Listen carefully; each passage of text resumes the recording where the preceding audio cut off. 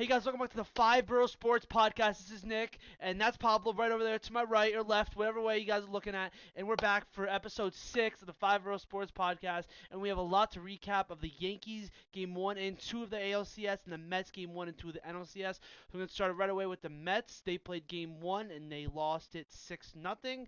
I think right, it was 6-0, and then No, it was 9-0. oh my God, 9-0. Okay, and the Dodgers and they beat the Dodgers game 2, 7-3, talking about game 1 was an absolute brutal game for the Mets. Kodai Senga did not come out looking good, and then Peterson in the bullpen just and then Budo later on just they kept tacking on runs and just couldn't find anything with Flaherty in that game. And just a bad game for game 1.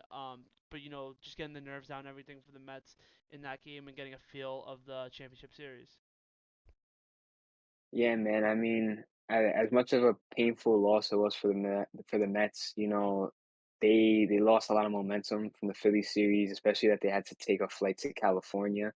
Um, but you know what? They bounced back in game two, and that was major. To go down 9-0 in game one with your back against the wall already, not looking good in the series, and then coming back in game two, winning it 7-3.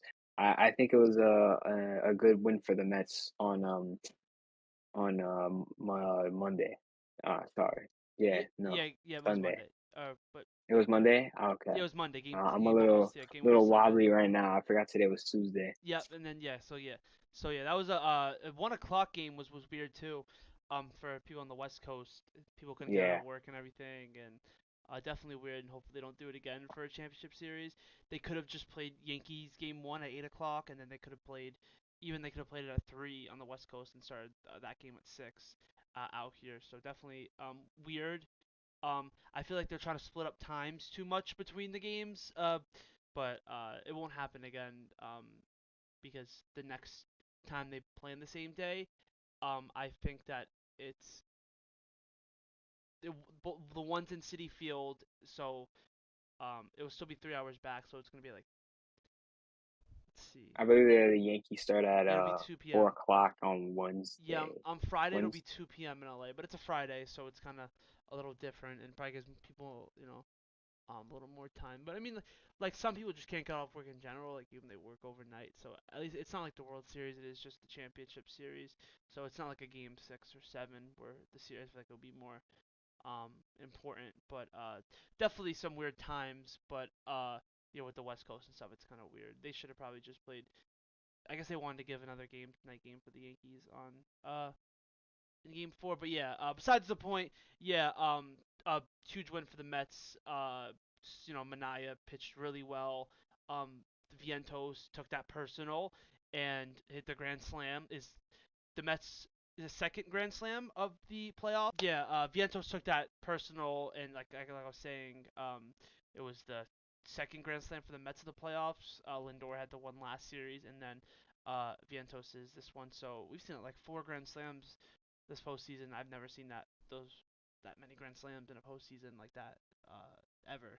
So and Lindor with the home run to end the Dodgers scoreless streak. And you guys got to their bullpen. And the Dodgers starting rotation right now is looking weak.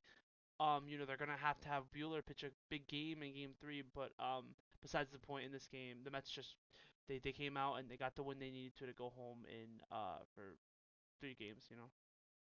Yeah, I feel like it was a crucial win for us, especially like you said, we're coming back home for a 3-game set, so that sets us up perfectly with like you said, the Dodgers starting rotation is looking weaker after Flaherty. So honestly, what I'm expecting right now is that the Mets they have to capitalize in Game Three with a weak Walker Bueller, and we really won't see a good pitcher like Flaherty level until Game Four with Yoshinobu Yamamoto, which he's gonna be an incredible test for the Mets in the postseason because he pitched great against us in the regular season. So it's gonna be an interesting 3 games at City Field. We'll see how the split happens. The 3 games when it's a 1-1 tie, anybody could win the series right there. So hopefully, the Mets they could hold on, either win it or hold on to take 2 wins and send it back to LA. Yeah, definitely. They're gonna try to look to get to Bueller early, and then when you get into the Dodgers bullpen, try to get some runs off that too. Just kind of like the Yankees game today. You want to try to get him out, knocked out early. I think Bueller ended the season with some okay starts, but yeah, he absolutely had a horrible start against San Diego last week. That led to Yeah, he that has an loss. 18 ERA as of right now, actually. Yeah, something like that. Insane. What call it? But yeah, so the Mets, what they have Severino on the mound, hasn't pitched in a little over a week, so he probably threw like a bullpen or so during the last Yeah, week he's or been in so. New York since yesterday. Oh He yeah, left so yesterday. oh he left yesterday. Wow. So yeah, he's already Hmm. just getting ready for game 3 and stuff. But it's gonna be a challenge, City Field's gonna be a crazy game. The Mets' first NLCS game in since 2015 in City Field. So and they're gonna look for another big home run from someone else. Maybe Alonso or something can get a big home run. With Vientos already just having an amazing postseason, Lindor too, and just gonna look for some big hit, a 3-run home run or something. The Mets can keep getting because they're capitalizing on these big hits. They're getting the guys on. They're getting that one big hit to just blow the game open. And definitely wouldn't recommend the Dodgers intentionally walking to Vientos again because that was just not a good look at all. Yeah, that wasn't smart from them at all. Especially Vientos, he's been our best hitter this postseason, and to want to face him in that situation is just not a smart move. That the worst case scenario happened. The best case scenario was maybe he drove in 1 run, or maybe they got him out, but he ended up getting all four. And that, like the Dodgers, I don't think that's a game plan they're gonna go with again for these next 3 games, especially in the home set Yeah, for the Mets. especially. Yeah, you don't. I'd rather see a 3-run home run at that point than a grand slam. 1 run is a big difference, and they could have maybe Yeah. it would have been 5-3 when they got those runs in the sixth, and it would have looked like a closer game than it was.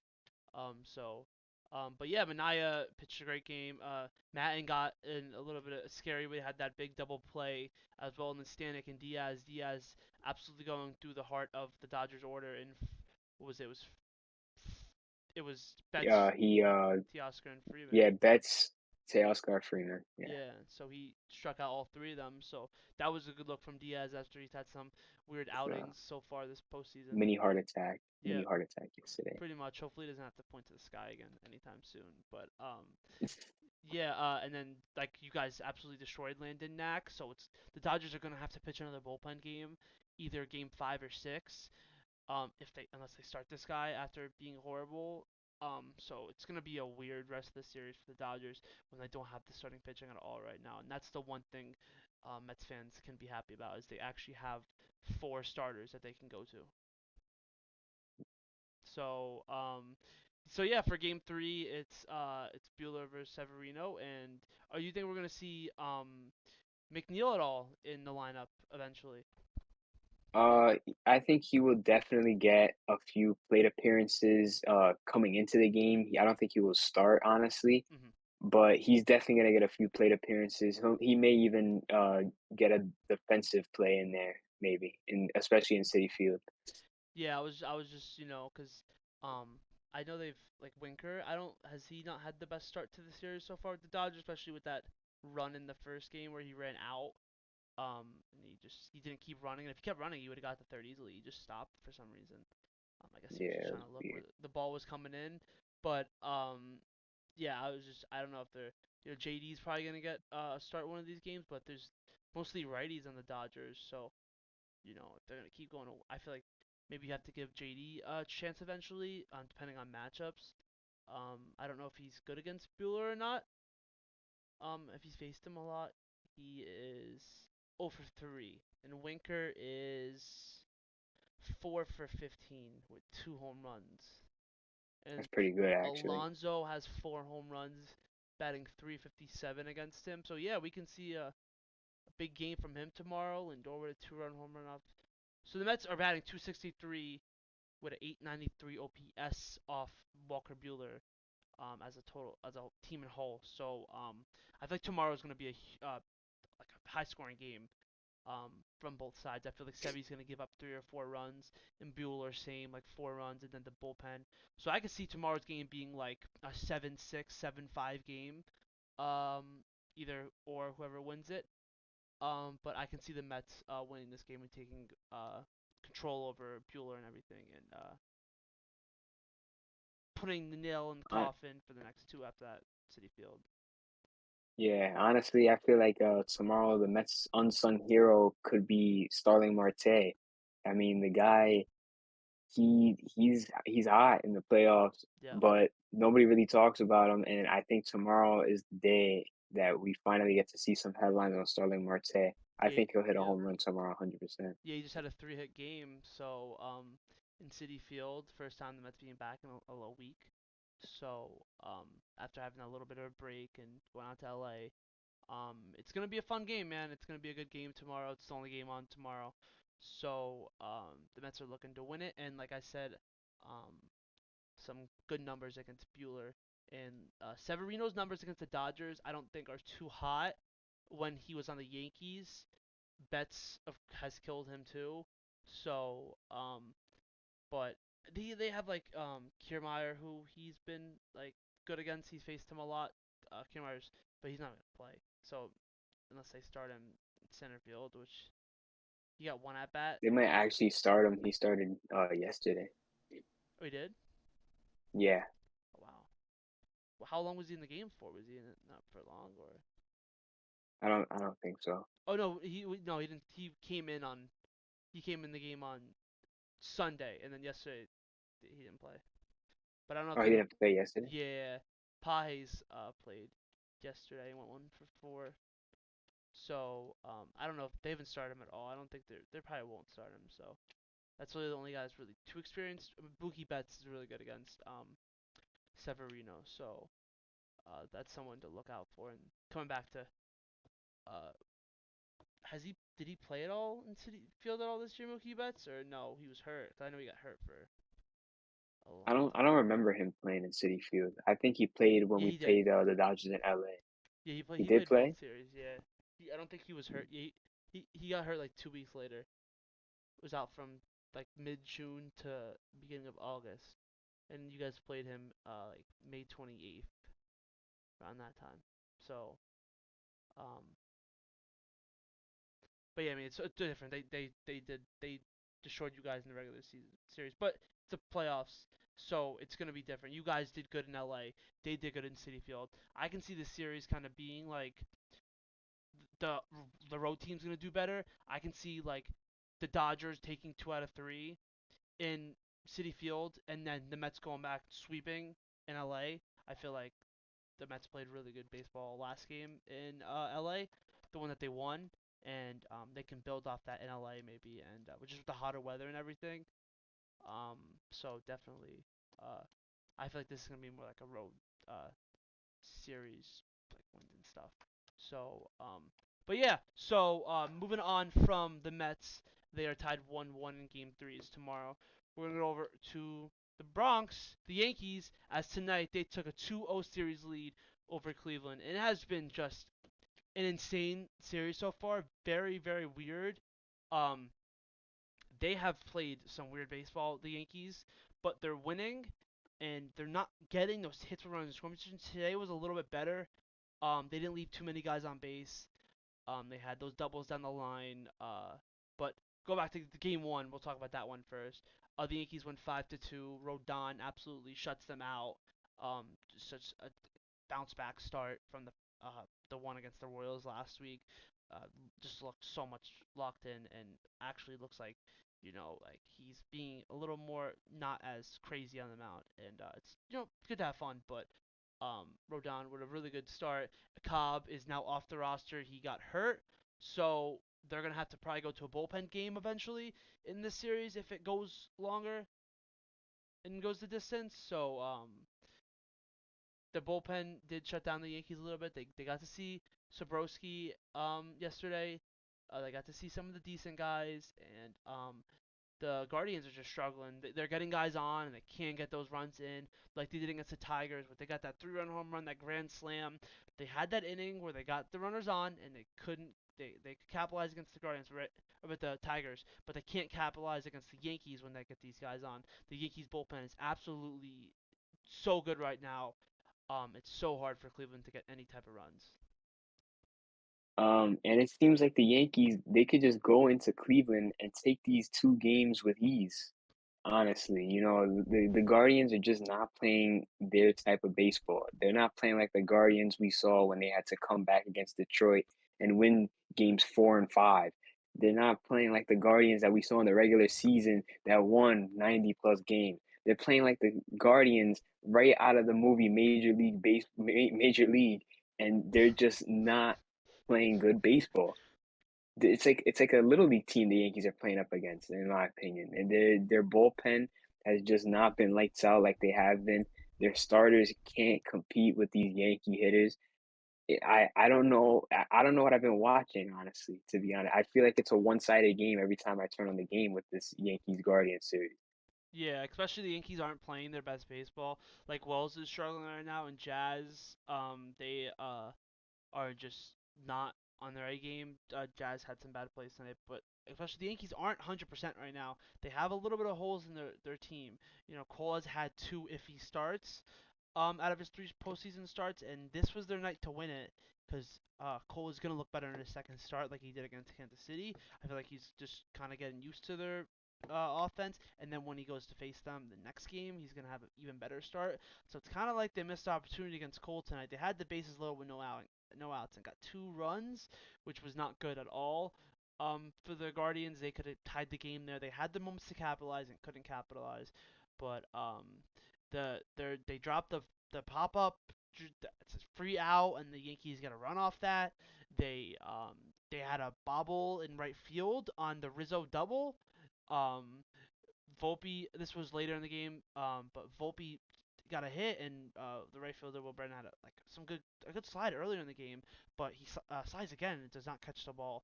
Some sloppy defense from the Guardians tonight, and their sloppy pitching too did not help in game two as well. Besides their, Cade Smith and Heron and Morgan absolutely shut them down. But after that, I mean, Sabrowski they destroyed even after the error in right field by Brennan. And then Gaddis, the two-run home run from Judge. Um, and it was good to see Judge finally break through and get that hit that he's been needing to finally just hopefully get him going, and that'll be big for the Yankees. And if Judge can get going in Cleveland, this should not be a long series left. I completely agree. I feel like if Aaron Judge plays the baseball that he did tonight, he's definitely gonna have a great time in Cleveland. Because that ball soars over there in that ballpark. We've seen Cleveland in October. This is gonna be a great stadium for the Yankees to play in, especially that they are familiar with this stadium and they're familiar with this team. This should be we should see the World Series shape in the next 3 days, if I'm gonna be honest with you. Yeah, definitely.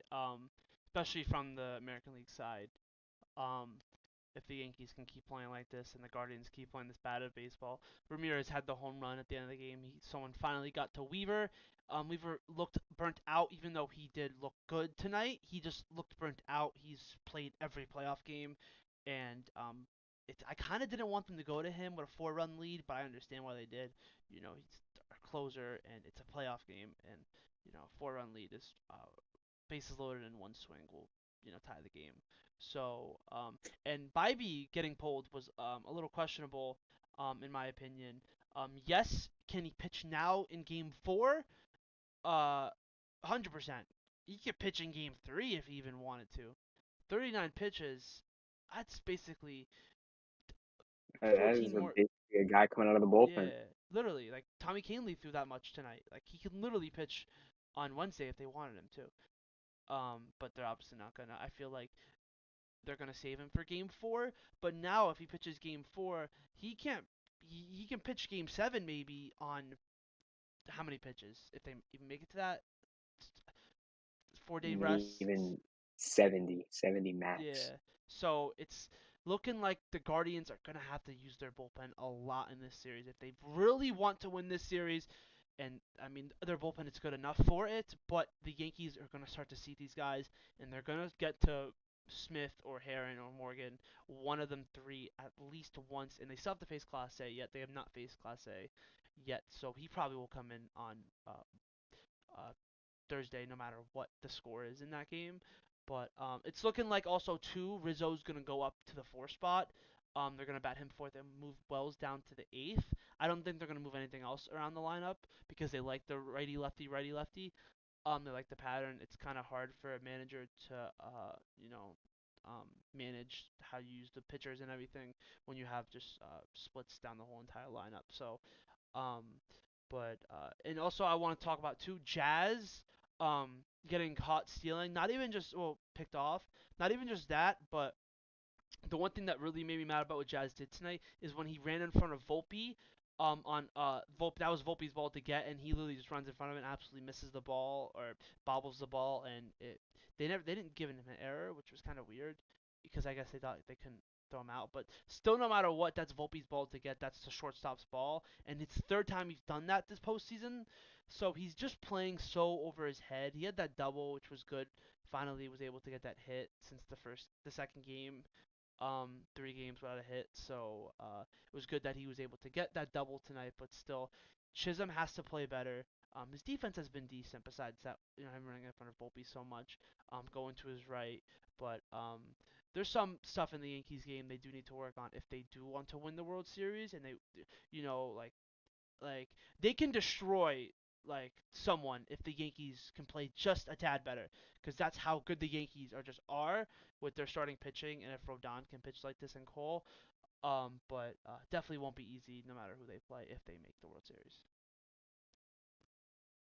Yeah, 100%. And like you said about Chisholm, he is very over his head, you know. He has that attitude to play in New York, but I feel like what some of the things he does, the actions he has on the field and off the field is really it's concerning sometimes, you know.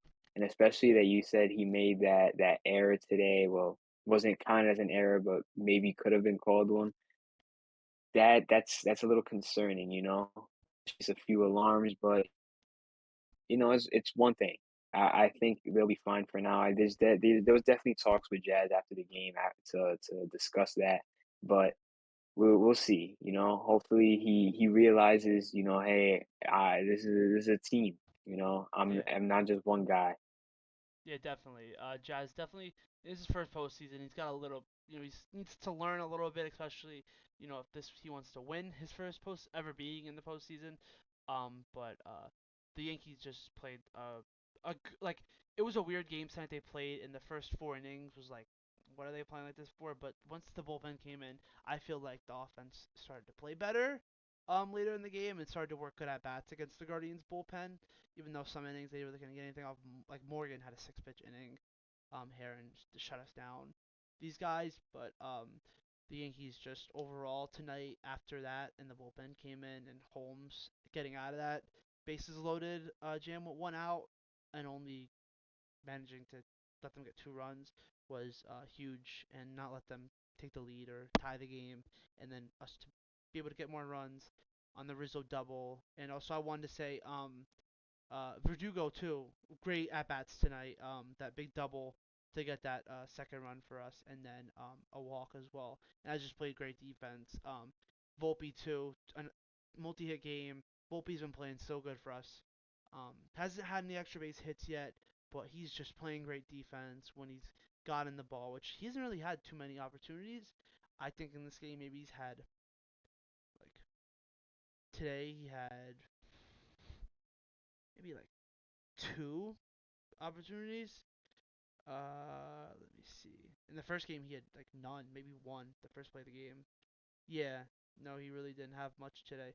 No really balls hit to Volpe today. So, but defensively, he's still always gonna be there, and his offense too. 2 hits tonight, a walk. He's worked like 10 full counts so far this postseason. So he's working the counts. He hasn't swung at a first pitch, unless he swung at a first pitch tonight. It was like the first inning when this was like this, but swung at like doing like 30 straight at bats without swinging at the first pitch. So Volpe's looking better. So there's a lot of good signs right now in the Yankees offense, and once they start to explode, that's when we're gonna see like wow, like these guys can hit. So Yeah, 100%. yeah, I agree. so But yeah, the Yankees bullpen too. So we're gonna see this game go back to Cleveland on Game 3. The Yankees have Schmidt pitching, and the Guardians don't know yet. We assume it's gonna be Boyd. Um, the Yankees. Let me see their numbers against Matthew Boyd, and let me see. The Guardians hit Schmidt, I think, pretty well. I think this year Schmidt had a good start against them. Um, but let me see. Yeah. So what the? Okay. Yeah. So Schmidt started in April against them, and he went 5 innings, 1 run. So Schmidt had a good start against them this year, but last year he wasn't really good against lefties. So Andres Jimenez is 5 for 10 against him. Um, Kwan's 4 for 8. Naylor's 1 for 3. Ramirez is 4 for 9. So these guys are good against Schmidt. So hopefully he can do what he did early in the season and have a good start against the Guardians. And just give us 4 or 5 solid innings when the bullpen coming up.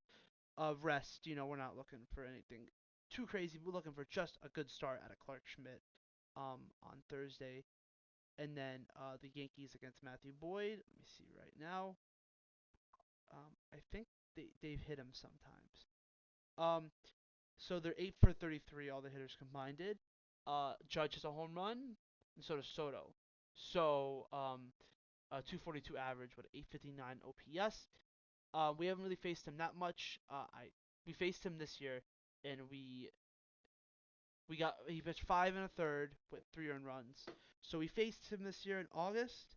Um, but yeah, so we're gonna look to try to attack him if he pitches, or if they go to someone else. I assume it's gonna be Boyd, but it's gonna be a huge game for the Yankees. If they go up 3-0, that pretty much solidifies the series, and maybe Judge can build off that home run tonight, and or the Guardians will go and win and make the series 2-1 and kind of spark things up in this series more and show that we're here to battle and they're not gonna go out. But the Yankees are gonna try to stop that. Yeah, definitely. Um, for game three, matter of fact, maybe I'll say even the 3 game stand, which I think is gonna be a 2 game stand in Cleveland. I my player to watch in that game in those games is gonna be Alex Verdugo, because like a wise man once told me, he's a firecracker and he could just go off at any time. And I think this is the time in Cleveland. This is gonna be Alex Verdugo's show. Yeah, that's definitely a big possibility. Verdugo in the bottom of the lineup had some good swings tonight and has had some good swings this postseason, and it's looking a little better. So I would say my player to watch in this series, I think it's gonna be. Hmm, Torres had a really good postseason so far. Like honestly, he's probably been the Yankees' best offensive player consistently. Hasn't had those big hits like everyone has had, like Stanton or Judge or Soto, but is he has a 292 average. He has walked 6 times, struck out like 4 times less. It's just he didn't walk tonight, but is working the count full almost every time. Working insane at bats. Is just lacing the ball out there to right, left field, wherever you want him to put it. Um, and he has just been, I feel like, the Yankees' best player this postseason besides Stanton.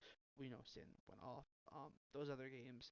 But I think Torres is gonna go off again, and he's going to stay consistent, and he's going to keep scoring runs, and he's going to keep getting on base, and that's what we need him to do. He's our leadoff man. So I think Torres is going to continue to be the Yankees' best player. And honestly, if the Yankees continue to play the series like this, I think Gleyber Torres is going to win the MVP of the ALCS. But Definitely. He's yeah, looking for that contract, man. He's gonna keep on playing his game. yeah, definitely. Ever since he became the Yankees' leadoff hitter, so he's gonna look for them to maybe give him a contract too. But yeah, we have big game threes coming up. Mets and Dodgers in Citi Field, Severino versus Bueller, and then on Thursday, well, the Mets to play as well. That'd be game four. But the Yankees game three. Se- uh, Schmidt versus whoever they pitch, Boyd or whatever. But yeah, so we will be back by the end of this week to recap more, or if one of them to advance to the World Series, we might have an episode pop out that night. But we guys, thank you for everything, and we will continue to put more episodes out. We'll definitely have another episode like the Giants and Jets recapping the game they just played this weekend, and the Rangers, and then the Knicks. Also, season starts next week. The Rangers season is underway, and same with the Islanders. So we will see you guys soon. Thank you for everything. This is the new the New York Sports Borough podcast, something like that. I forgot the name, but we will see you guys soon. Thank you guys very much. We'll see you guys soon.